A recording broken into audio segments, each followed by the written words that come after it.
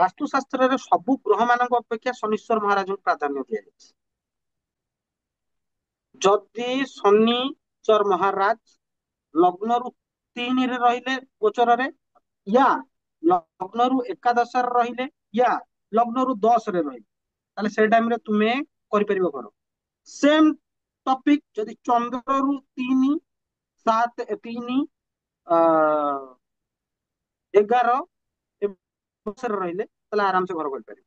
ଶନିଶ୍ୱର ମହାରାଜଙ୍କ ଟାଇମିଂ ଟା very very important. ଆଉ ଆହୁରି ଗୋଟେ ହାୟର ରିଏଲମ ଅଛି, ସେଟା ମୁଁ ଏବେ କହିବିନି, କହିଲେ ତମ ମୁଣ୍ଡରେ ପଶିବ, ଛାଡ। ଶନିଶ୍ୱର ମହାରାଜ ଯଦି କାହାର ନେଗେଟିଭ ହେଇଗଲେ, ତାହେଲେ ତୁମେ ଯଦି ଘର କରୁଛ ତମେ ଠିକ ସେ କରିପାରିବ ନାହିଁ।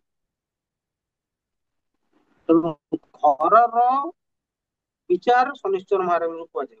ମଙ୍ଗଳ ଦେବତାର କାରକ ହେଇପାରନ୍ତି, କିନ୍ତୁ ଘର ନିର୍ମାଣର ପ୍ରୋସିଜିଅର ଶନିଶ୍ଚର ମହାରାଜଙ୍କ ଅଣ୍ଟର ଆସେ।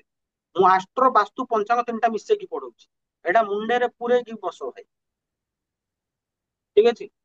ତେଣୁ ପ୍ରଥମ କଥା ହେଲା ଆମେ ଗୋଟେ ପଞ୍ଚାଙ୍ଗ ଦେଖିବା, ଗୋଟେ ସୁନ୍ଦର ସମୟ ନିର୍ଣ୍ଣୟ କରିବା। ଦ୍ଵିତୀୟ କଥା ହେଲା ସେ ସୁନ୍ଦର ସମୟ ହିସାବରେ ଆମେ ପଞ୍ଚାଙ୍ଗ